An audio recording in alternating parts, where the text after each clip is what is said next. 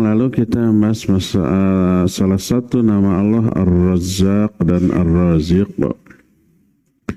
Kita lanjut kepada pembahasan tentang Al-Ahad dan Al-Wahid.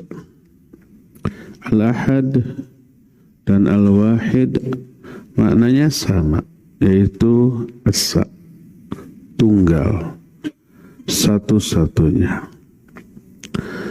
Adapun nama Ahad hanya ada di satu ayat dalam Al-Quran.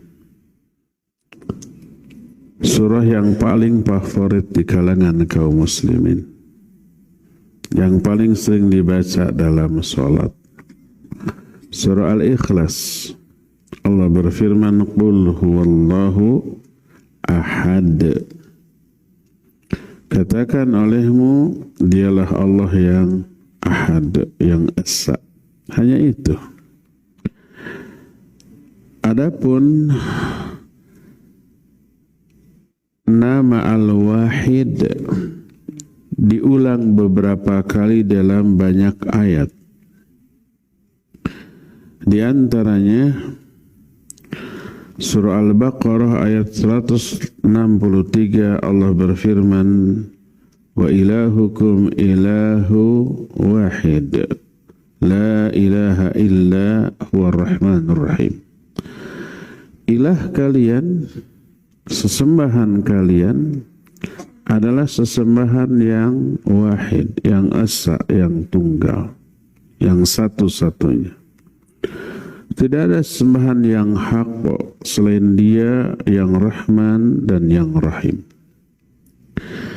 Juga dalam surah Yusuf ayat 39 Allah menyatakan, A'arbabu mutafarriquna khairun amillahul wahidul qahhar. Apakah Rabb-Rabb yang banyak, Tuhan-Tuhan yang banyak yang lebih baik, ataukah Allah yang esa dan perkasa, Al-Wahid Al-Qahhar. Juga dalam surah Shad ayat 63 Allah menyatakan, wa ma min ilahin illallahul wahidul qahhar. Tidak ada ilah lain yang hak selain Allah yang wahid dan Al-Qahhar. Dan banyak lagi ayat-ayat lain yang mensifati Allah dengan sifat Al-Wahid. Jadi Al-Ahad dengan Al-Wahid maknanya sama. Artinya esa, tunggal, satu-satunya. Kedua nama ini menunjukkan keesaan Allah Subhanahu wa ta'ala. Maknanya adalah Allah esa di dalam sifat kemuliaan dan keagungan. Dia esa dalam kebesaran, keindahan, dan dalam seluruh hal. Dia esa dalam zatnya. Artinya tak ada sesuatu pun yang menyerupainya, menyerupai zat Allah Azza wa Jalla. Dia juga esa dalam hal sifatnya. Tidak ada yang semisal dengan sifat Allah. Dia juga esa dalam hal perbuatan-perbuatannya. La syarikalah wala zahir. Tidak ada syarik, tidak ada zahir. Syarik itu orang yang atau sesuatu yang memiliki peran di dalam melakukan perbuatan yang Allah lakukan. Nggak ada. Seperti bukankah apa yang terjadi di dunia, di alam jagat raya ini ada peran serta para malaikat dan juga makhluk lain? Seperti umpamanya kita berbuat, beramal, baik amal salah atau amal soleh. Apakah perbuatan kita ini, amal yang kita lakukan ini perbuatan kita? Kalau toh bukan, minimal kita ada peran. Kenapa disebut la syarikalah? Tidak ada makhluk lain yang memiliki peran terhadap perbuatan Allah. Dijawab oleh para ulama bahwa seluruh perbuatan manusia itu merupakan ciptaan Allah. Perbuatan Allah Azza wa Jalla, bukan perbuatan kita. Umpamanya kita sholat, kita ngaji kayak begini. Kenapa kita sholat dan kita ngaji? Sebab Allah yang membuat kita sholat, kita ngaji. Dengan cara apa? Dengan cara diberi keinginan untuk sholat dan ngaji, diberi kemampuan untuk melakukan sholat dan ngaji, dan diproses seluruh gerakannya oleh Allah. Itu murni perbuatan Allah Subhanahu wa ta'ala. Berdasarkan hal itu, Allah juga wahid di dalam perbuatannya, juga wahid di dalam keuluhiyahan. Keuluhiyahan itu hak untuk disembah. Tidak ada tandingan, tidak ada saingan di dalam hal penyembahan. Kalau toh ada selain Allah yang disembah, itu sesembahan yang batil. Dia juga esa dalam hal keagungan dari sifat-sifatnya dan kesempurnaan dari sifat-sifatnya. Sifat yang dimiliki makhluk naqis, nisbi, terbatas, tidak sempurna. Kita mendengar, tapi pendengaran kita tidak sempurna, terbatas. Sekian puluh meter nggak kedengaran. Orang berbisik nggak kedengaran, terbatas. Terus kalau ada sedikit gangguan tidak terdengar, lama-lama tuli, hilang pendengar. Sangat terbatas. Penglihatan juga begitu. Seluruh kemampuan yang kita miliki begitu. Adapun pendengaran Allah, penglihatan Allah sempurna. Tak ada kekurangan, tak ada awal, tak ada akhir, tidak ada yang bisa menghalanginya. Jadi Allah Azza wa Jalla esa dalam hal kesempurnaan sifat. Oleh karena itu seluruh makhluk tidak mungkin, jangankan menyamai, bahkan mendekati sifat-sifat Allah walaupun sedikit, tidak. Berdasarkan hal itulah maka Allah esa dalam seluruh aspek. Dalam hal zat, artinya zat Allah tidak ada yang menyerupai. Dalam hal sifat tidak ada yang menyerupai. Dalam hal keuluhiyahan hak untuk disembah juga tidak ada yang menyerupai atau menyamainya. Makanya Allah esa baik dengan lafaz ahad ataupun wahid. Allah berulang kali menyebut nama Al-Wahid di dalam berbagai macam konteks, terutama konteks menetapkan tauhid dan membongkar batilnya syirik. Setiap kali Allah menyebut dirinya dengan wahid, pasti ketika menerangkan tauhid atau menjelaskan batilnya syirik. Sebagai contoh umpamanya dalam Al-Quran surah Al-Baqarah 163, wa ilahukum ilahu wahid. Ini dalam menetapkan tauhid. Ilah kalian, sesembahan kalian adalah sembahan yang esa, tauhid. Terus diberantas syirik, la ilaha illahu. Tidak ada sesembahan yang hak. Tidak boleh disekutukan Allah dengan yang lainnya. War-Rahmanur Rahim. Dia kecuali dia yang Rahman dan yang Rahim. Juga dalam surah Shad 65, qul innama ana munzir wa ma min ilahin illallahul wahidul qahhar. Katakan oleh Muhammad, aku ini hanyalah pemberi peringatan. Nabi SAW tidak boleh dan tidak diperkenankan memaksa orang untuk Islam. La ikraha fiddin. Hanya memberi peringatan. Aku ini hanya pemberi peringatan. Dan tidak ada sesembahan yang hak kecuali Allah yang esa dan perkasa. Jadi ketika menjelaskan Allah yang esa itu dalam konteks menetapkan tauhid dan memberantas syirik. Lihat lagi surah As-Saffat ayat 4 dan ayat 5. Inna ilahakum lawahid Rabbus samawati wal ard wa ma bainahuma wa rabbul masyariq. Sesungguhnya sesembahan kalian adalah sembahan yang esa, yang tunggal, yang satu-satu. Ini tauhid. Dialah Rabb, penguasa langit, penguasa bumi, dan penguasa apa-apa yang ada di antara keduanya, juga penguasa barat dan timur.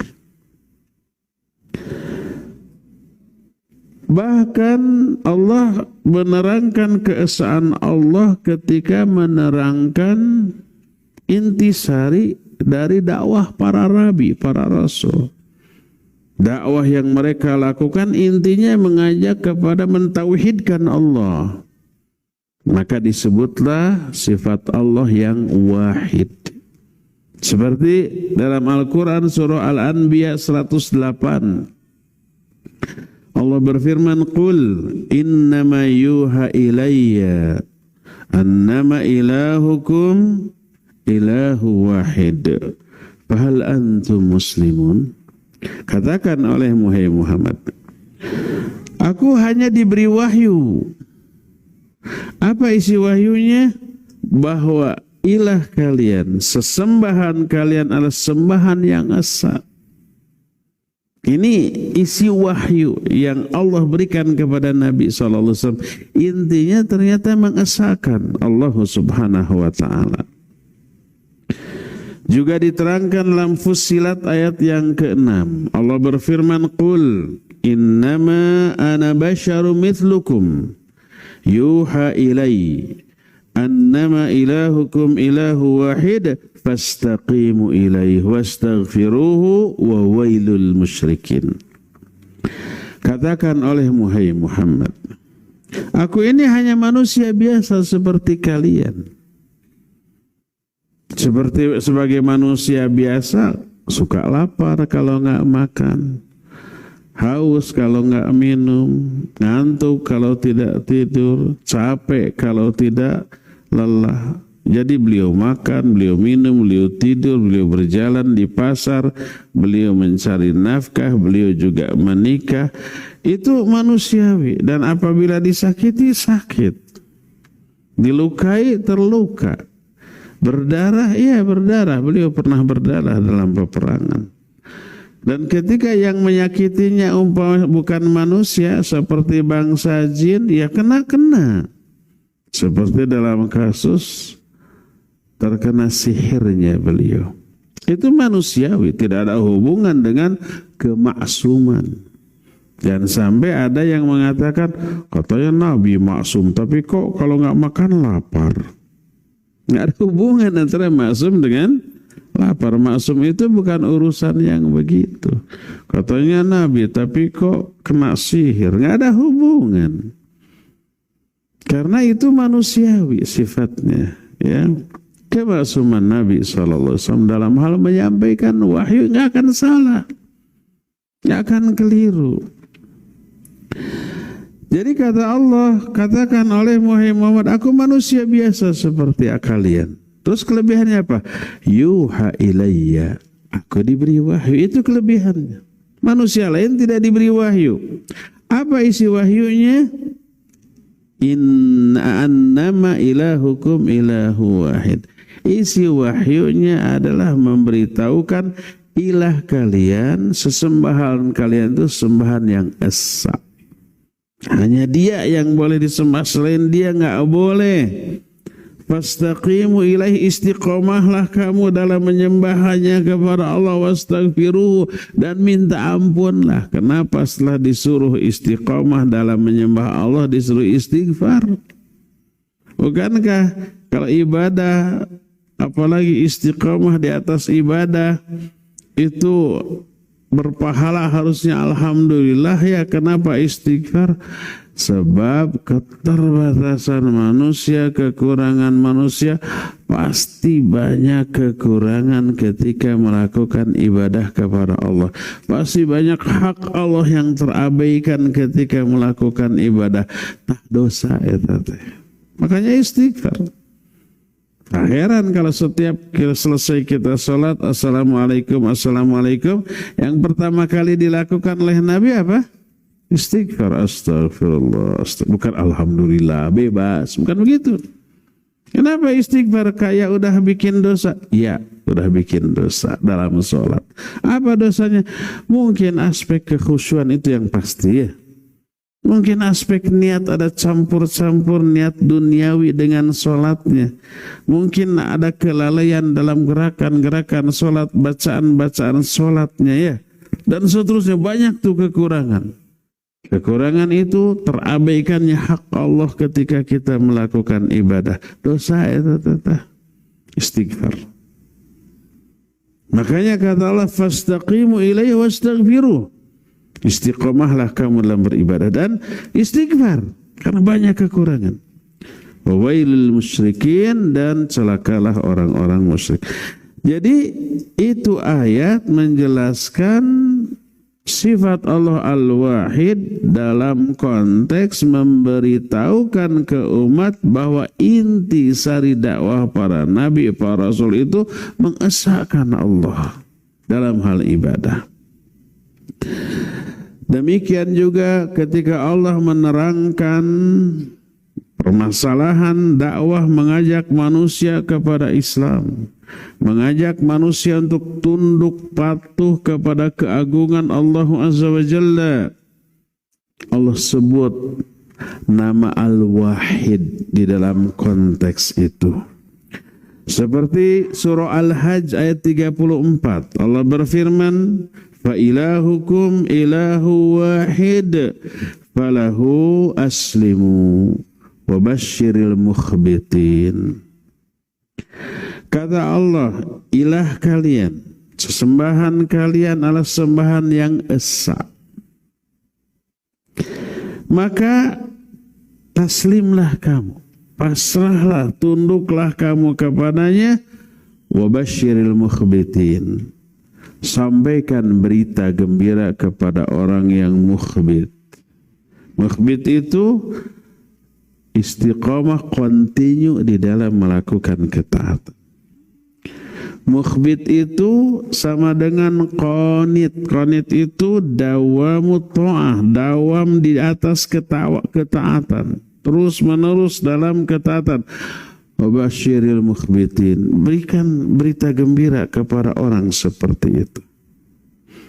Jadi ketika menyuruh taslim, sadrah, pasrah, sumerah, tunduk, taat, patuh, satya, satu kepada Allah Azza wa Jalla, Allah menyebut nama Al-Wahid, nama dirinya plus sifat bagi diri. Fa ilahukum ilahu wahid falahu aslimu. Ilah kalian adalah ilah yang esa. Sembahan kalian adalah sembahan yang tunggal. Pasrahlah kamu, tunduk patuhlah kamu kepadanya, dan istiqomah di atas itu. Sampaikan berita gembira kepada orang-orang seperti itu. Dia akan bahagia dunia, bahagia akhirat. Juga diterangkan dalam surah Al-Anbiya 108. Allah berfirman, qul innama yuha ilayya annama ilahukum ilahu wahid fahal antum muslimun. Katakan oleh Muhammad, aku ini diberi wahyu. isi wahyunya menyatakan ilah kalian adalah ilah yang esa. Fahal antum muslimun, maukah kalian tunduk kepada satu ilah ini? Perintah Allah untuk tunduk kepada keagungan Allah itu dalam konteks menyebut keesaan Allah. Keesaan Allah disebut dalam rangka agar orang tunduk hanya kepada Allah Subhanahu wa ta'ala. Al-Ankabut 46 menyatakan wa ilahukum ilahu wahid wa nahnu lahu muslimun. Ilah kita, wa ilahuna bukan ilahukum. Wa ilahuna wa ilahukum wahid wa nahnu lahu muslimun. Ilah kita, ilah kalian satu. Dan hanya kepadanya kita semuanya taslim, tunduk dan patuh. Demikian juga ketika Allah mensucikan dirinya. Dari apa? Dari tuduhan orang-orang bahwa Allah punya anak. Ada orang yang menuduh, mengklaim, meyakini Allah punya anak. Iya. Yahudi beranggapan begitu. Uzair anak Allah. Nasrani menyatakan Isa bin Maryam anak Allah. Orang-orang musyrik menyatakan bahwa para malaikat itu anak-anak Allah bergender perempuan. Banyak tuh kalangan manusia yang mengklaim bahkan menjadikan itu sebagai bagian dari keyakinan mereka Allah punya anak. Dalam konteks membantah semuanya itu, Allah menyatakan, "Lau aradallahu ayyattakhidha waladan lastafa mimma yakhluqu ma yasha. Subhana wallahul wahidul qahhar." Kata Allah, seandainya Allah mau mengambil satu anak, bukan seorang. Karena Allahnya bukan orang, kalau Allah punya anak gak mungkin dalam bentuk orang, ya enggak? Seandainya Allah mau punya anak, pasti dia akan memilih bentuk anak yang sesuai dengan yang Allah kehendaki. Nggak akan bentuk orang, nggak akan bentuk binatang, nggak akan bentuk apa, pasti bentuk istimewa luar biasa kan gitu ya. Tapi kata Allah Subhanahu, Maha Suci Allah. Maha Suci artinya bantahan terhadap anggapan orang bahwa Allah punya anak. Allah suci dari hal itu. Lalu di akhir ayatnya Allah menyatakan wallahul wahidul qahhar. Dia adalah Allah yang esa dan perkasa. Ditetapkan Allah esa dalam hal penyembahan. Dalam konteks membantah bahwa Allah punya anak karena ada isyarat kalau Allah punya anak pasti anaknya juga bakal disembah, ya enggak? Kalau umpamanya seseorang punya kuasa di dunia, semua yang berkaitan dengan orang ini juga ikut berkuasa walaupun tidak punya jabatan, ya enggak? Umpamanya anak raja, raja, anak-anaknya semua kerabatnya ditakuti itu oleh rakyatnya. Atau apapun presidennya kok, menterinya kok, dan seterusnya itu ikut arogan, ya enggak? Kalau orang. Oleh karena itulah, maka kalau Allah punya anak berarti ada sesembahan yang harus disembah selain Allah. Makanya Nabi SAW juga oleh Allah diperintahkan, qul, katakan olehmu hai Muhammad, kalau Allah punya anak, aku yang pertama kali menyembah sang anak itu. Kalau, tapi kan tidak. Oleh karena itulah maka dalam konteks membantah bahwa Allah punya anak, Allah tegaskan Allah adalah ilah yang satu. Satu-satunya sembahan, nggak ada saingan. Kalau anak ada Allah punya anak berarti ada dua yang disembah. Apalagi umpamanya ibunya juga disembah. Sehingga ketika membantah keyakinan orang yang meyakini sesembahan itu ada 3, disebutnya Trinitas. Allah menyatakan wala taqulu thalatha intahu khairal lakum innamallahu ilahu wahid. Jangan kalian berkata thalatha, Tuhanku itu ada 3, Bapa, Anak, dan satunya Ibu apa Ruhul Kudus. Ruhul Kudus itu bukan ibu berarti ya.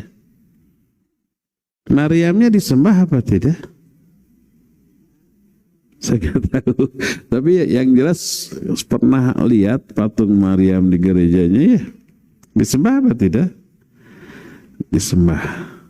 Tapi konon 3 Trinitas itu 1 Ruhul Kudus. Ruhul Kudus yang dimaksud malaikat Jibril itu siapa? Jadi 4 tuh. Wala taqulu thalatha. Jangan kalian katakan sembahanku ada 3. Intahu khairul lakum. Berhenti dari keyakinan itu. Itu lebih baik bagi kamu. Sebab apa? Innamallahu ilahu wahid. Sebab Allah adalah satu-satunya sesembahan yang tunggal. Makanya siapa orang yang meyakini ada 3 sembahan, Al-Quran menegaskan kafir. Kafir menurut versi kita. Versi kita selain Islam kafir gitu ya. Kalau versi orang, oh yang kafir itu yang tidak bertuhan. Itu versi mereka, silakan saja. Jangan memaksakan keyakinan kita ke mereka atau mereka ke kita. Kata siapa orang yang punya 3 sembahan itu kafir? Allah menyatakan dalam surah Al-Maidah 73, laqad kafara alladhina qalu innallaha thalithu thalatha wa ma min ilahin illa ilahu wahid. Sungguh telah kafirlah. Ini kata Allah. Siapa yang telah kafir?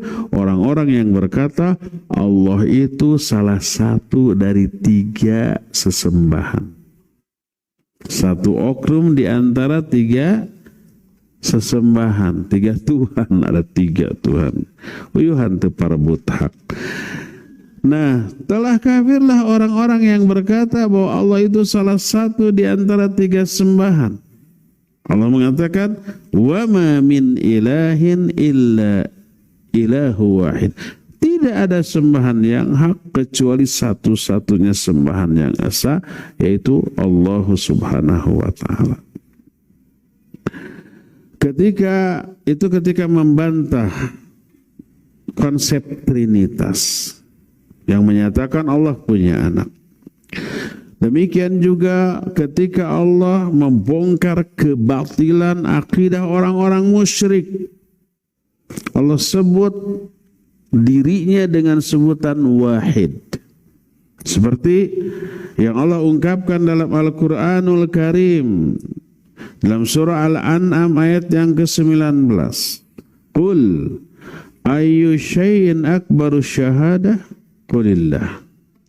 Syahidum baini wa bainakum wa uhiya ilayya hadzal qur'anu liunzirakum bihi wa man balagh a innakum latashhaduna anna ma'allahi alihatan ukhra qul la ashhadu qul innama huwa ilahu wahid wa innani bari'um mimma tusyrikun.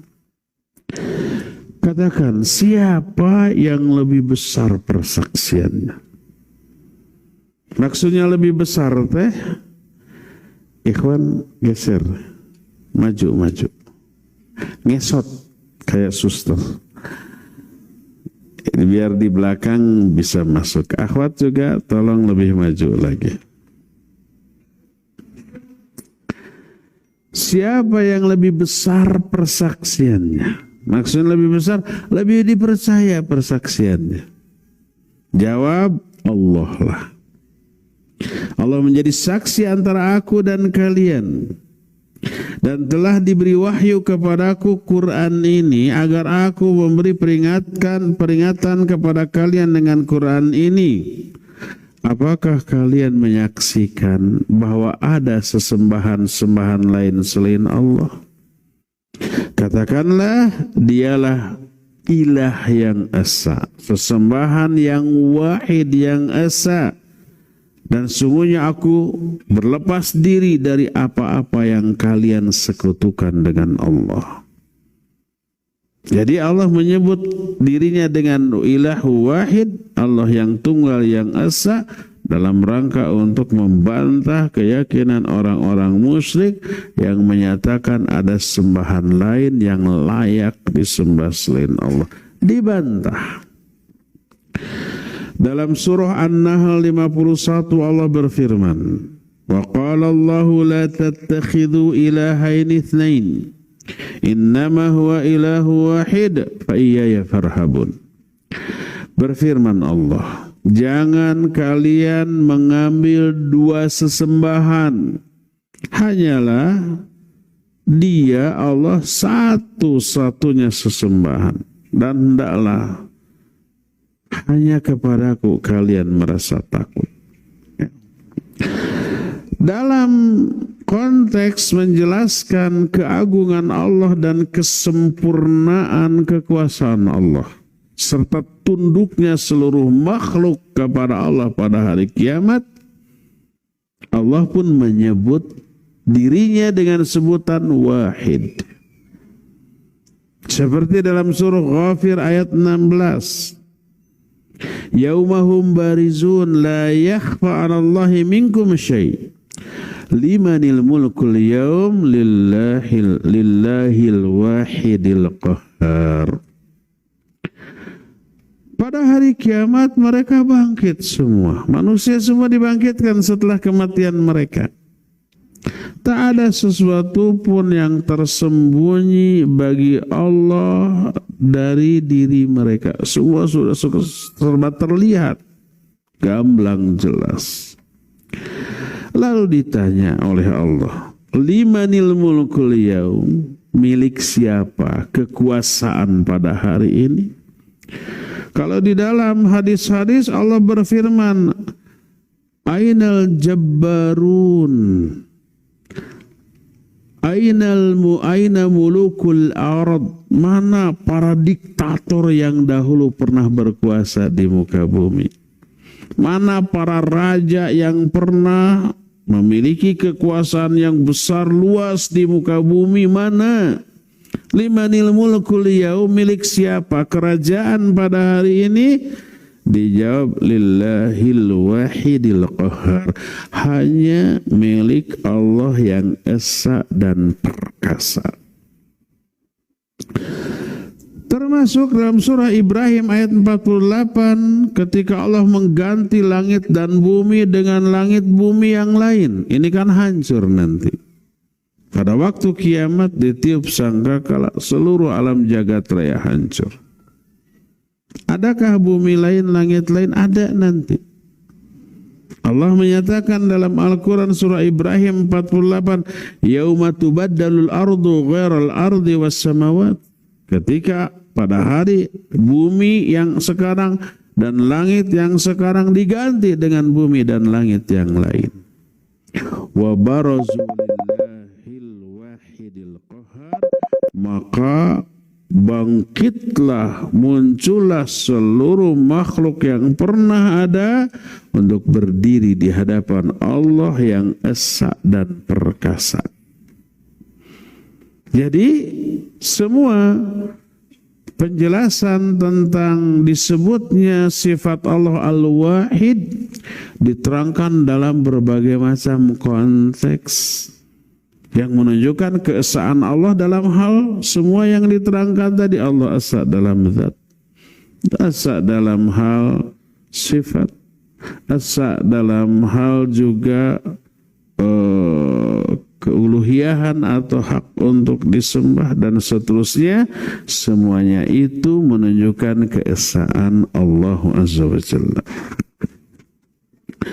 Berkata muallif, wa qad afada hadhanil isman al-wahid wal ahad tuwahhadur rabb subhanahu bi jami'il kamalat bihaitsu la yusyariku fiha musyarik wa anal wajiba 'alal ibad tauhiduhu 'aqlan wa qawlan wa 'amalan bi ay ya'tarifu bi kamalihil mutlaq wa tafarrudihi bil wahdaniyah wa yufarriduhu bi anwa'il ibadah. Semua penjelasan tadi menerangkan ditauhidkan atau diesakannya Allah dalam seluruh sifat kesempurnaan. Dalam arti tidak ada yang menyerupai. Maka wajib bagi setiap hamba mentauhidkan Allah baik secara akidah, ucapan ataupun amalan, dengan mengakui kesempurnaan mutlak bagi Allah dan mengesahkan Allah Azza wa Jalla dengan berbagai macam jenis ibadah. Esakan dalam dua hal. Pertama, ibadah hanya ditujukan kepada Allah. Kedua, niat ketika ibadah kepada Allah juga hanya untuk meraih apa yang ada di sisi Allah. Sebab ada kala ibadahnya kepada Allah, tapi niat ibadah itu dibagi dua, ya enggak? Untuk Allah sebagian, untuk manusia sebagian. Baik manusia itu ingin pujiannya, ingin komennya, ingin sanjungannya, ingin apresiasinya, ingin dikasih likes atau jempol gitu ya. Atau menginginkan hartanya, jabatannya, pangkatnya, kekuasaannya, popularitasnya, nebeng beken gitu. Banyak orang melakukan ibadah kepada Allah dengan niat meraih keuntungan dunia. Itu banyak. Itu berarti tidak ditauhidkan dalam hal niat, syirik. Walaupun syirik kecil. Riya, sum'ah, ujub, takabur, itu syirik kecil. Pelakunya tidak keluar dari Islam. Pelakunya tetap muslim. Tapi muslim yang berdosa besar karena menduakan niat ketika beribadah kepada Allah. Ibadahnya kepada Allah tapi niatnya dibagi dua. Nah, kesimpulan dari pembahasan tentang keesaan Allah, Allah itu esa, diringkas, dirangkum dalam poin-poin berikut ini. Poin pertama, makna dari Allah itu esa adalah nafyul mathal wan nid wal kufu min jami'il wujuh. Pertama, dinafikannya, bukan nama masjid ini dinafikan teh. Dinafikan itu ditiadakan, ditolak, diingkari permisalan dengan Allah, tandingan bagi Allah yang selevel dengan Allah ditiadakan. Tidak ada yang semisal dengan Allah. Tidak ada yang bisa menandingi Allah, tidak ada yang selevel dengan Allah dalam seluruh aspek. Itu nafi. Nafinya itu nun fa ya. Kalau nama masjid ini nun fa ain, pakai ain, nafa dari an-nafa. An-nafa itu manfaat. An-nafi artinya yang memberi manfaat. Semoga masjid ini memberi manfaat. Jadi pertama nafi. Keesaan Allah bermakna nafi. Nafi apa? Yaitu mengingkari, meniadakan, menolak permisalan dengan Allah. Tandingan bagi Allah atau yang sekufu, yang sebanding, selevel, nggak ada dalam seluruh aspek. Dan ini ditegaskan oleh Allah dalam banyak ayat, di antara Maryam ayat 65, hal ta'lamu lahu samiyya. Apakah kamu mengetahui ada yang sebanding dengan Allah? Dalam surah Al-Ikhlas, walam yakul lahu kufuwan ahad. Tidak ada sesuatu pun yang sebanding dengan Allah. Dalam surah Asy-Syura ayat 11, laisa kamitslihi syai'un. Tidak ada yang semisal, serupa dengan Allah. Ini poin pertama. Keesaan Allah mencakup makna menafikan sesuatu yang serupa, sebanding, selevel dengan Allah. Ini poin pertama. Poin kedua, butlanut takyif. Batilnya takyif. Takyif itu artinya deskripsi yang berdeskripsi penjelasan penerangan tentang sifat Allah. Batil, tidak boleh. Sifat Allah dideskripsikan baik dengan deskripsi yang jelas ataupun yang samar. Baik sifat Allah sifat yang dzatiyah atau sifat yang fi'liyah. Sifat dzatiyah itu menyangkut fisik Allah. Zat Allah. Contoh Allah punya tangan. Wajib kita yakini sebab Allah menjelaskan dalam Al-Quran. Cuma nggak boleh ditakyif. Pertama nggak boleh dipermisalkan, diserupakan. Oh tangan Allah seperti tangan anu, nggak boleh. Kedua nggak boleh ditakyif. Ditakyif itu dideskripsikan. Baik dengan deskripsi yang jelas, umpama tangan itu bentuknya begini, warnanya begini, panjangnya segini, lebarnya segini. Itu takyif.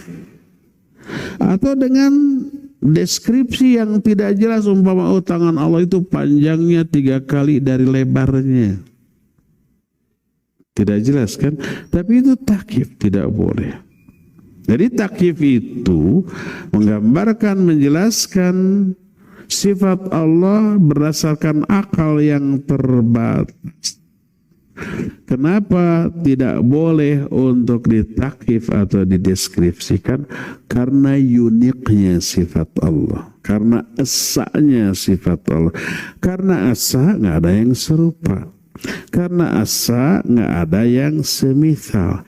Karena asa nggak bisa digambarkan dengan memperbandingkan dengan yang ada. Karena apa? Karena memang tidak ada bandingannya, tidak ada yang serupa. Karena itulah maka tidak boleh ada yang menyerupakan. Tidak boleh dideskripsikan karena memang Allah sendiri tidak mendeskripsikannya secara detail. Yang Allah terangkan hanya sebagian dari sifat. Allah punya mata, iya. Allah punya tangan, iya.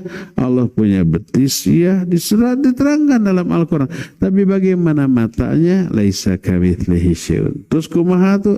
Jangan kumaha, eta takyif, nggak boleh. Pokoknya mata Allah tidak ada yang serupa, tidak boleh dideskripsikan, wajib diyakini. Kenapa wajib diyakini? Kan Allah yang beritahu. Tangan Allah di atas tangan mereka. Yadullahi fauqa aydihim. Tajri biayunina. Perahu Nabi Nuh itu ngangkleng apa ngangkleng? Ngangkleng dengan tatapan mata kami. Ngangkleng itu ya perahu lah di ngangkleng di air. Naon bahasa Indonesia? Berlayar. Berlayar dengan tatapan mata kami, kata Allah, mata kami. Yauma yukshafu an saqin wa yud'auna ila sujudi fala yastati'un. Pada hari kiamat nanti Allah menyingkapkan betisnya. Disuruhlah orang untuk sujud tapi mereka tidak mampu sujud. Jadi pada hari kiamat Allah singkapkan betisnya, hayo sujud. Orang-orang ingin sujud, tapi nggak mampu sujud. Di dunia bisa sujud tapi tidak mau. Di akhirat mau sujud, tapi tidak bisa. Jagre gue tonggongna teta, ciga besi. Siapa mereka? Diterangkan oleh Pak Allah. Salah satunya kita dulu pernah membahas sebuah kitab namanya Ahamiyatus Sholatil Jamaah susunan Syekh Fadl Ilahi. Salah satu tafsiran dari ayat itu yang tidak bisa sujud padahal ingin sujud ketika Allah perintahkan adalah orang yang tidak sholat berjamaah di masjid tanpa uzur bagi laki-laki. Hags ya.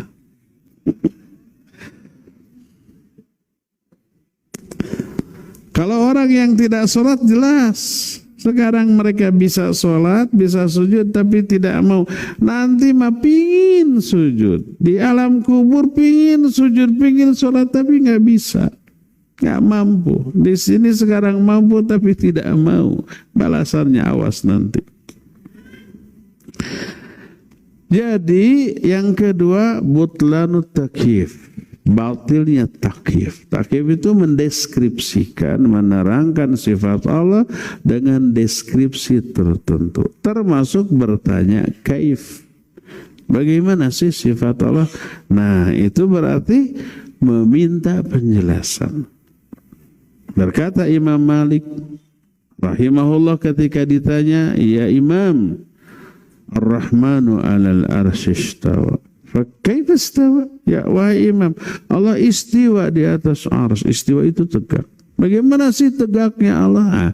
Bagaimana itu meminta penjelasan. Apa kata Imam Malik? Al-istiwa'u ma'lumun wal kaifu majhulun wal imanu bihi wajibun was su'alu anhu bid'atun.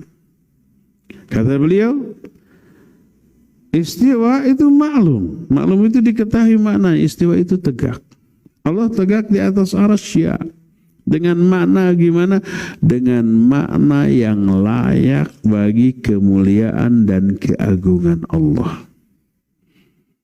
Oh, kalau umpamanya Allah istiwa di atas arsy menyerupai makhluk, berarti itu makna yang tidak layak. Bukan begitu maknanya. Oh, kalau Allah istiwa di atas arsy berarti butuh arsy. Berarti bukan begitu maknanya, karena tidak layak bagi kemuliaan dan keagungan Allah. Oh, kalau Allah istiwa di atas arsy berarti arsy-nya lebih besar daripada. Berarti bukan begitu maknanya. Wajib diyakini Allah itu istiwa, karena Allah yang menjelaskan. Kata Imam Malik, al-istiwa ma'lumun wal kaifu majhulun. Cara gimana istiwanya majhul, nggak ada yang tahu. Karena nggak ada penjelasan. Allah Rasulnya tidak menerangkan. Nggak bisa diserupakan karena laisa kamitslihi syai'un. Tidak bisa juga digambarkan dengan gambaran tertentu karena itu akal, sedangkan ini perkara gaib menyangkut Allah. Jangan, sudah yakini Allah istiwa, tapi cara istiwanya laisa kamitslihi syai'un. Tidak ada sesuatu pun yang menyerupai. Wal imanu bihi wajib, kata Imam Malik. Iman bahwa Allah istiwa wajib. Karena Allah menerangkan itu dalam Al-Quran. Dan bertanya bagaimana caranya istiwa, ini bid'ah. Kalau Imam Malik menyuruh orang itu keluar. Kayak itu, keluar sing jauh. Ke Sabrang, kapal yang diusir itu orang. Karena apa? Khawatir syubhat dia itu menyebar. Beliau tidak menyatakan dia mau bodoh, penjelasan saya pasti lebih didengar daripada dia, biarkan dia. Enggak, usir sana, jauh-jauh. Lihat apa yang terjadi pada majlis Imam Hasan Al-Basri rahimahullah. Beliau seorang ulama ahlus sunnah. Pada sesi tanya jawab ada orang yang bertanya, wahai Imam, telah beredar sebuah pemahaman di kita tentang orang muslim yang berdosa besar. Apa dia muslim atau kafir? Disebut muslim dia melanggar dosa besar. Disebut kafir tapi dia masih sholat, masih meyakini rukun Islam, rukun iman. Bagaimana status orang ini? Itu pertanyaan jamaah kepada Imam Hasan Al-Basri. Belum lagi menjawab, aripak celegedeg ada seseorang. Celegedeg itu berdiri, yang tadinya apa? Duduk. Dalam bahasa Sunda disebut kecap pangantir. Kata pengantar. Jadi kalau ada kata kerja Dalam bahasa Sunda mah ada kata penghantar, umpamanya amdahar, regot nginum, jung nangtung, berbet lumpat gitu ya, dog nyedeng gitu. Masih kayak gitu. Ya, hanya adalah bahasa Sunda, bahasa Indonesia tidak ada. Kadang-kadang untuk menerangkan suatu kejadian nggak disebut kata kerjanya, tapi disebut kata pengantarnya aja, kecap pengantar gitunya. Bet gajleng, corelat, blug, hos. Nah kayak gitu tuh. Hanya ada dalam bahasa Sunda. Jadi, naon tadi itu. Ada orang yang celegetek, jung nangtung. Dia berkata, menurut saya nggak beradab nih orang. Menyela ucapan gurunya dan mendahului dalam menjawab sotoy. Menurut saya orang muslim yang berdosa besar itu tidak muslim, tidak kafir, tapi berada di pertengahan antara dua hal ini. Disebut dengan istilah al-manzilah bainal manzilatain. Manzilah itu satu kedudukan di antara dua kedudukan. Islam tidak, kafir tidak. Lalu dia menguatkan dengan ayat, dengan dalil. Lalu dia pergi ke pojok masjid karena penjelasannya menarik, rasional, logis gitu ya. Dan retorikanya memikat, orang banyak yang ikut. Imam Hasan Al-Basri tinggal. Apa? Kata orang itu namanya Wasil bin Atha, seorang tokoh Mu'tazilah yang melahirkan pemikiran Mu'tazilah. Apa kata Imam Hasan Al-Basri? Qad i'tazal Wasil. Wasil telah i'tizal dari kita. I'tizalnya memisahkan diri.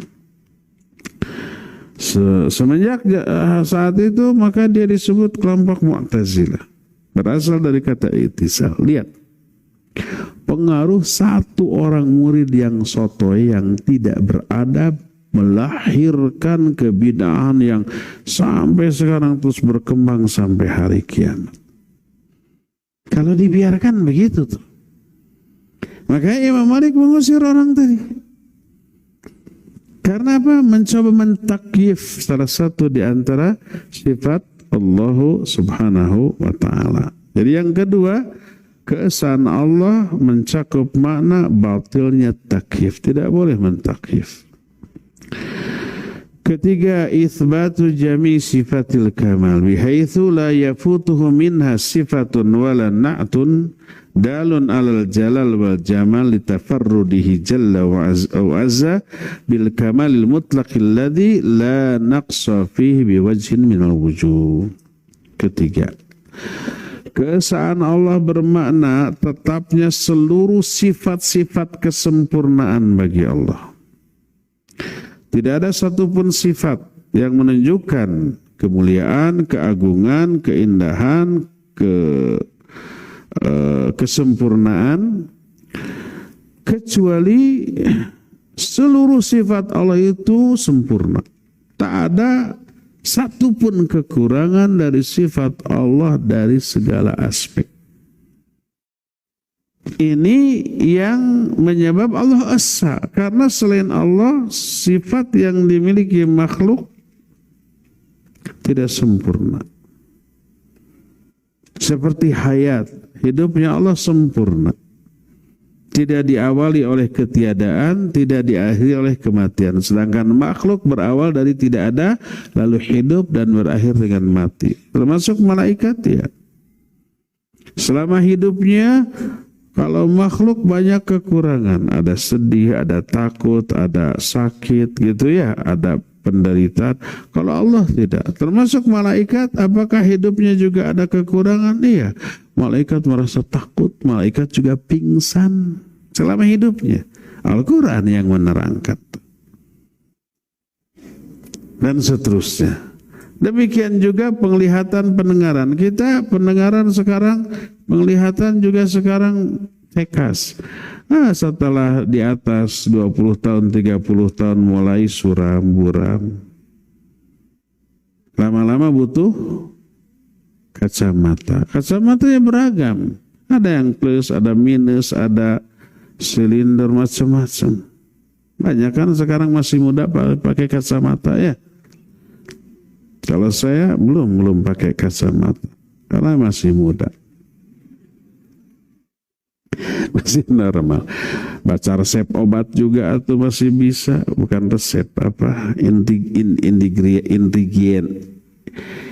ingredient obat yang kecil masih saya bisa baca. Tanpa kacamata masih normal. Jadi manusia banyak kekurangan. Allah sempurna dalam seluas itu. Karena itu Allah Esa. Salah satu makna yang tercakup dalam keesaan Allah adalah seluruh sifatnya sempurna, nggak ada kekurangan. Itu yang ketiga. Yang keempat, anna lahu min kulli sifatin min tilka sifat a'dhamuha wa ghayatuha wa muntahaha. Bahwa Allah memiliki semua sifat yang merupakan puncak dari kesempurnaan atau kebaikan sifat. Ini sebenarnya semakna dengan yang barusan. Allah berfirman dalam An-Najm 42, wa anna ila rabbikal muntaha. Sesungguhnya di diri Allah lah berakhirnya segala sesuatu. Maknanya puncak segala suatu kebaikan ada di sisi Allah.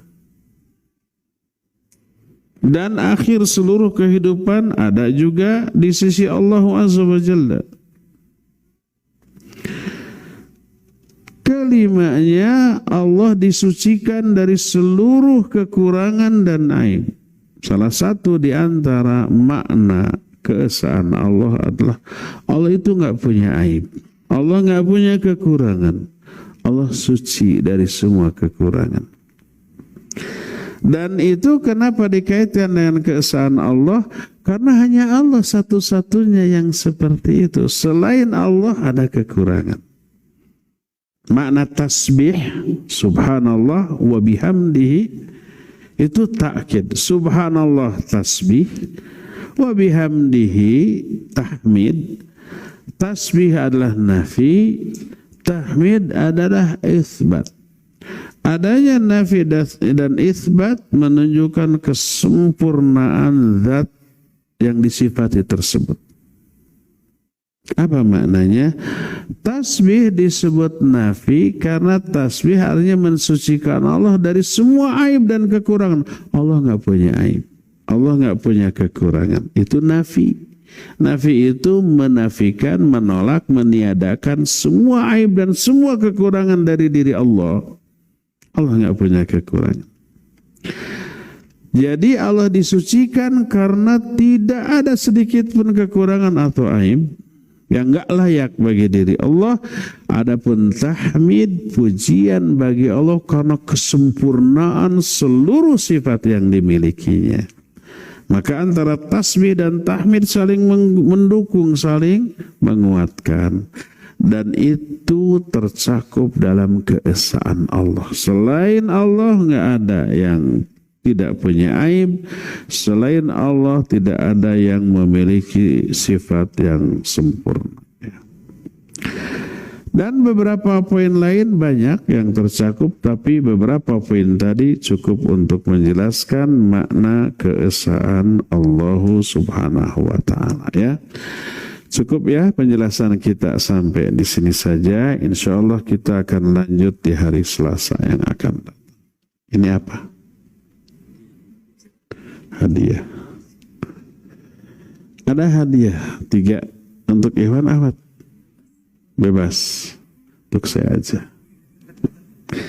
Kayaknya tablet ini ya. Atau kapsul.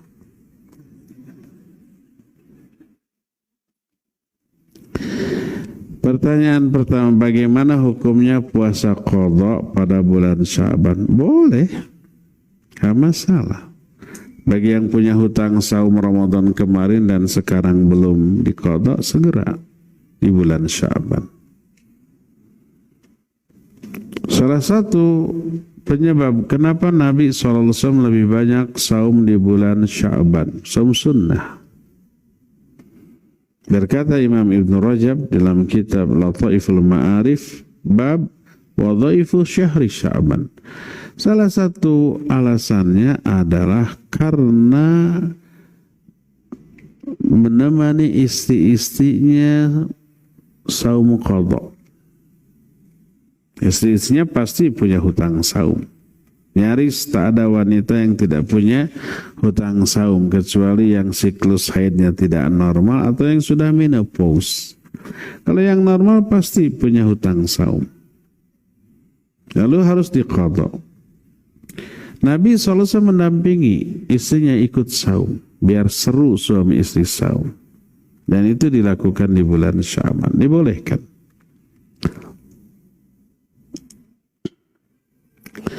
Bagaimana menurut Quran atau hadis tentang moon water, air bulan?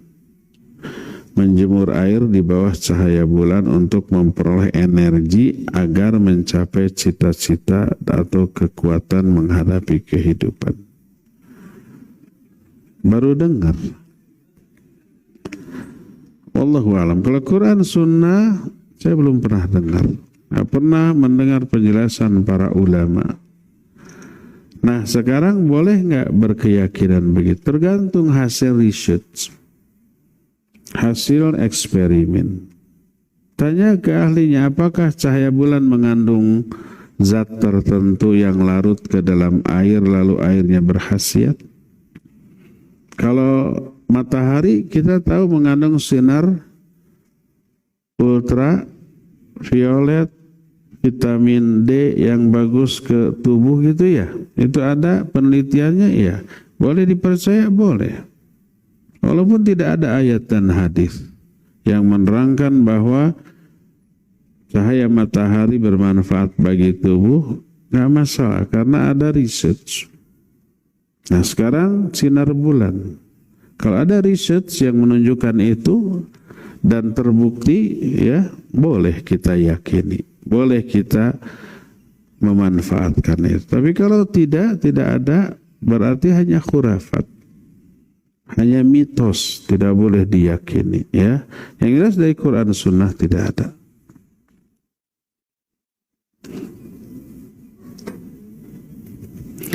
Apakah pada malam nisfu Sya'ban ada amalan sholat malam khusus dan siangnya puasa? Apakah ada dalilnya dan hadisnya? Ada dalilnya dan hadisnya. Imam Ibn Rajab menjelaskan di dalam kitab Lataiful Ma'arif tadi secara gamblang. Tapi hadisnya maudhu, palsu. Diterangkan kepalsuan. Kalau palsu berarti bukan dari Nabi SAW. Boleh diamalkan? Nggak boleh. Bukan nggak boleh tahajud dan saum di bulan Sya'ban. Bagus, silakan tiap malam tahajud. Silakan saum sunat yang harinya sesering mungkin. Daud boleh, Ayamul Bid, Senin Kamis gitu ya, boleh. Tapi tidak boleh diyakini itu kekhususan di bulan Sya'ban.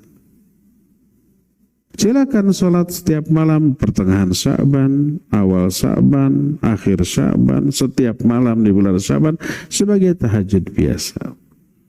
Tapi kalau mengkhususkan diri itu perlu dalil yang sahih dari Nabi SAW.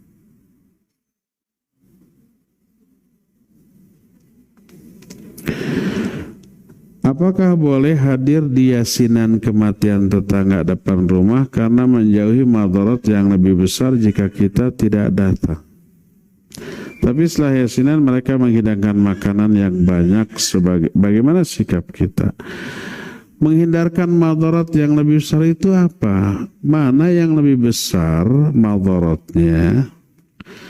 Dibenci oleh orang atau dibenci oleh Allah? Kalau kita datang dimurkai oleh Allah Azza wa Jalla, diancam dengan azab, Nabi SAW menyatakan kumpul-kumpul di tempat orang yang kematian setelah kematian, apalagi makan-makan, itu dosanya sama dengan niyahah. Niyahah itu meratap dosanya, dan meratap termasuk amalan jahiliyah, diancam. Kata Nabi SAW, beliau menyatakan an-naihah idza lam tatub qabla mautiha, wanita yang meratap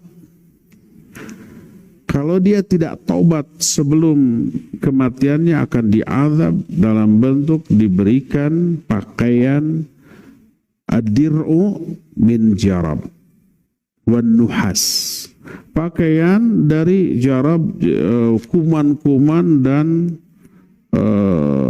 logam yang cair. Kenapa logam mencair?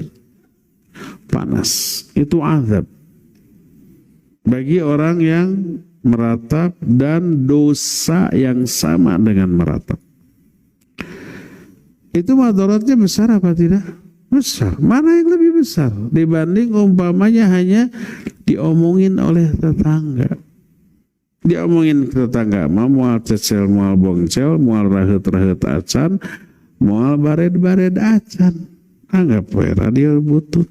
Itu madaratnya lebih kecil dibanding diancam dengan azab. Jadi tinggal pilih, ya, tinggal pilih. Mending dimurkai oleh Allah tapi diridhoi oleh manusia, atau sebaliknya mending diridhoi oleh Allah tapi walaupun dibenci oleh manusia. Kita tidak mungkin meraih keriduan seluruh manusia, enggak mungkin. Kata Imam Asy-Syafi'i, ridallah ghayatun la tudrak. Ridha manusia adalah tujuan yang mustahil tercapai.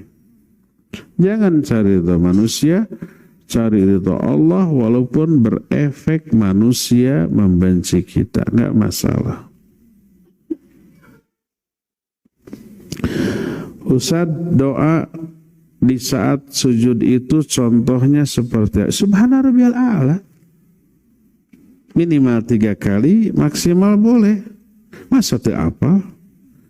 Doa di saat sujud itu contoh sedaknya Subhana rabbiyal a'la. Boleh pakai wabihamdih? Boleh. Wabihamdih. Sanadnya hasan. Subhana rabbiyal a'la, Subhana rabbiyal a'la, Subhana rabbiyal. Minimal 3 kali, boleh lebih. Atau kalau ingin lebih lagi, setelah Subhana rabbiyal a'la, Subhanakallahumma rabbana wa bihamdika Allahumma gfirli, ya. Selebihnya boleh doa apa saja bebas. Boleh diambil dari Quran, boleh. Dengan catatan 2 syarat. Pertama, tidak dengan niat membaca Quran. Kedua, langsung lafaz doanya. Seperti Rabbana atina fid dunya hasanah. Itu kan ayat Quran. Kita baca. Tapi itu langsung ke doa. Kalau ayatnya wa minhum may yaqul Rabbana atina fid dunya hasanah wa fil akhirati. Nah, wa minhum may yaqulnya jangan dibaca. Kalau itu dibaca berarti baca Quran, bukan baca doa. Boleh setelah Subhana rabbiyal a'la kita baca Rabbana la tu'akhidna in nasina aw akhtana. Langsung lafaz doa. Walaupun dari Al-Quran. Jangan dibaca dari la yukallifullahu nafsan illa usallaha ma kasabat wa 'alaiha ma iktasab. Rabbana la tu'akhidna, itu mah baca Quran itu. Jadi pertama niat doa bukan niat baca Quran, yang kedua langsung lafaz doanya tidak dari awal. Kalau dari hadis boleh. Berkata Abu Bakar As-Siddiq radhiyallahu anhu, ya Rasulullah, alimni du'aan ad'u bihi fi sholati. Wahai Rasulullah, ajarkan kepadaku suatu doa yang aku baca dalam sholatku. Hadis ini sahih riwayat Imam Bukhari dan Imam Muslim. Kata Nabi SAW, Qul Allahumma inni zalamtu nafsi zulman kathira wa la yaghfiru dhunuba illa ant faghfir li maghfiratan min indik warhamni innaka antal ghafur rahim. Ini yang diajarkan oleh Nabi kepada Abu Bakar yang dibaca dalam sholat. Timbul pertanyaan kapan? Di gerakan mana? Karena Nabi tidak merinci, Abu Bakar juga tidak merinci. Ini ketika berdiri, ruku, sujud atau gimana gitu kan? Imam Ibnu Hajar Al-Asqalani dalam kitab Bulughul Maram memasukkan hadis ini ke dalam bab doa tasyahud akhir. Beliau menganjurkan baca ini pada waktu tasyahud akhir setelah innaka hamidum masalah Allahumma inni a'udzubika min adzabi jahannam min adzabil qabr wa min fitnatil mahya wa mamati wa min fitnatil masih dajjal. Baca doa ini, Allahumma inni zalamtu nafsi dzulman katsir, dan seterusnya. Tapi berkata Syekh Al-Utsaimin rahimahullah, lebih bagus doa ini baca ketika sujud. Karena Abu Bakar tidak merinci. Ya Rasulullah, ajarkan kepadaku doa yang aku baca dalam sholatku. Tidak dirinci di mana. Dan doa terbaik adalah ketika sujud. Baca ini dalam sujud, kata Syekh Al-Utsaimin. Jadi intinya boleh membaca doa apapun di dalam sujud selama tidak membaca Al-Quran. Kalau doa itu diambil dari Al-Quran, maka langsung lafaz doanya dan meniatkan untuk berdoa, bukan membaca Al-Quran.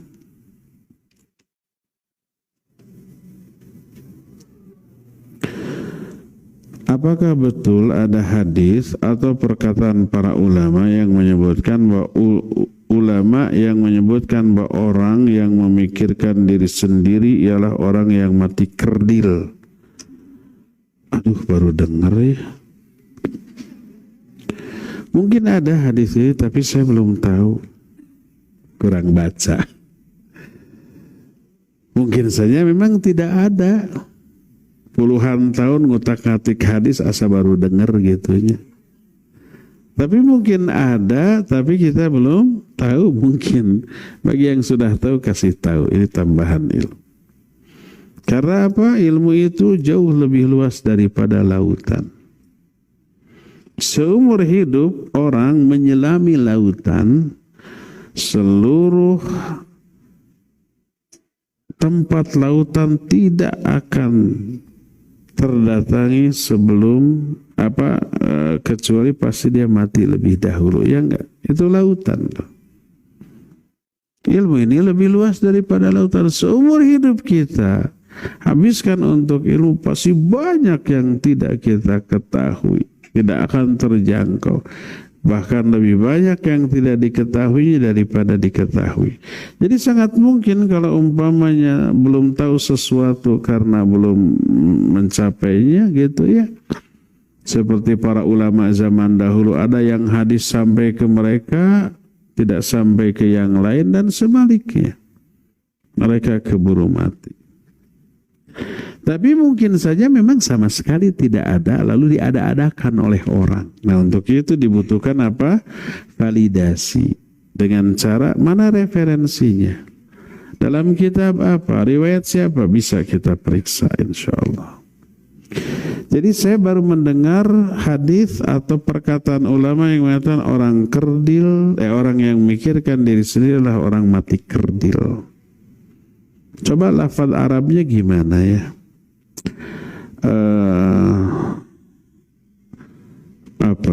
Bahasa Arab, orang yang memikirkan diri sendiri.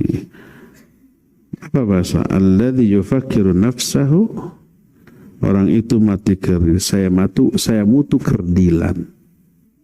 Kan mati dalam keadaan kerdil. Kerdil apa bahasa Indonesia kerdil itu? Kecil? Bahasa Arabnya apa? Umpamanya alladzi yatafakkaru nafsahu, saya matu saghiran atau hadiran, akan hakiran, akan mati dalam keadaan hina atau kecil. Belum pernah dengar itu yang seperti itu. Mungkin ada, tapi saya belum tahu. Mungkin benar-benar tidak ada. Terakhir, tempat Allah dikatakan di arsy atau lebih dekat dengan urat leher. Apakah itu termasuk mentaklif Allah? Tidak dikatakan tempat Allah di arsy, tidak. Hanya dikatakan Ar-Rahmanu 'alal arsy istawa. Allah istiwa di atas arsy. Tapi ba'inun min khalqih, terpisah dari makhluknya. Istiwanya Allah di atas arsy tidak nempel di arsy, tidak bertumpu pada arsy dan tidak menempati arsy. Apapun yang terjadi pada diri arsy nggak ngaruh apa-apa kepada Allah. Kalau arsy-nya hancur pada waktu kiamat, apakah Allahnya jatuh? Enggak. Kalau berpemahaman begitu berarti menyamakan istiwanya Allah di atas arsy seperti makhluk. Makhluk saya umpamanya duduk di atas kursi, nempel apa tidak? Nempel. Kalau kursinya reot terus amruk, sayanya gimana? Jatuh. Itu saya, itu makhluk. Allah mah tidak begitu. Ba'inun min khalqih. Jangan difahami kalau Allah istiwa di atas arsy, difahami berarti butuh arsy. Enggak. Nempel di arsy, nempati arsy. Enggak. Kalau arsy-nya hancur, Allahnya jatuh. Padahal waktu kiamat arsy-nya terpengaruh enggak? Iya. Allah menyatakan wa yahmilu arsya rabbika yauma idzin thamaniyah. Pada waktu kiamat terjadi, arsy Allah dipikul oleh 8 malaikat. Ketika kiamat, adapun sekarang sebelum kiamat tidak ada keterangan yang sahih. Arsy Allah dipikul oleh berapa malaikat? Tapi waktu kiamat 8 ya. Ada hadis arsy Allah sekarang dipikul oleh 4 malaikat. Satu berupa orang, satu berupa singa besar, satu berupa tur yang besar, sapi jantan besar, satu lagi berupa burung elang yang besar. Ketika sekarang, pas kiamat terjadi goncangan, diperkuat dengan 8. Apakah ngaruh nggak kepada Allah ketika kiamat? Enggak. Allah nggak terpengaruh oleh makhluk baik manfaat atau madarat. Sebab Allah berfirman, Innallaha ghaniyun 'anil alamin. Allah itu ghani dari seluruh alam. Ghani itu nggak butuh apapun, nggak terpengaruh apapun. Alam ini nggak memberi madarat, nggak beri manfaat kepada Allah sedikit pun. Termasuk arsy, karena arsy bagian dari alam. Arsy itu makhluk Allah yang paling besar dan paling tinggi. Jadi jangan dipahami seperti pertanyaan tempat Allah dikatakan di arsy. Nggak benar. Allah lebih dekat dari urat leher, maknanya Allah jauh lebih tahu daripada manusia dibanding manusia itu tentang dirinya. Kita tahu nggak diri kita? Tahu. Apa tahu detail? Enggak. Bagian tubuh kita bagian dalam aja nggak tahu. Apakah jantung kita normal bermasalah atau ada masalah? Ginjal kita, hati kita, paru-paru kita, semua kita nggak tahu. Kita hanya tahu bermasalah kalau ada gejala, ya enggak? Kadang-kadang nggak ada gejala tapi sebenarnya ada masalah. Mungkin kita nggak tahu. Allah mah tahu semuanya. Kita merasa ibadah ikhlas-ikhlas saja menurut kita nih. Karena kita mengharapkan apa yang ada sih. Menurut Allah kita belum ikhlas. Terbukti apa? Terbukti dikasih sebuah kasus. Dari kasus ini terbukti kita belum ikhlas. Allah lebih tahu dibanding urat leher kita. Wa nahnu aqrabu ilaihi min hablil warid. Jadi Allah lebih dekat ke urat leher bukan menunjukkan keberadaan Allah nempel dengan kita, bukan. Keberadaan Allah tetap di atas arsy. Ba'inun min khalqih, terpisah dari makhluknya, ya. Cukup ya sampai di sini. Insyaallah kita akan berjumpa kembali di hari Selasa yang akan datang. Subhanakallahum bihamdik asyhadu an la ilaha illa anta astaghfiruka wa atubu ilaik walhamdulillah rabbil alamin. Wassalamualaikum warahmatullahi wabarakatuh. Ini belum terserah antum. Tablet silakan yang Waalaikumsalam warahmatullahi wabarakatuh. Syukran jazakallahu khairan wa barakallahu fiik kepada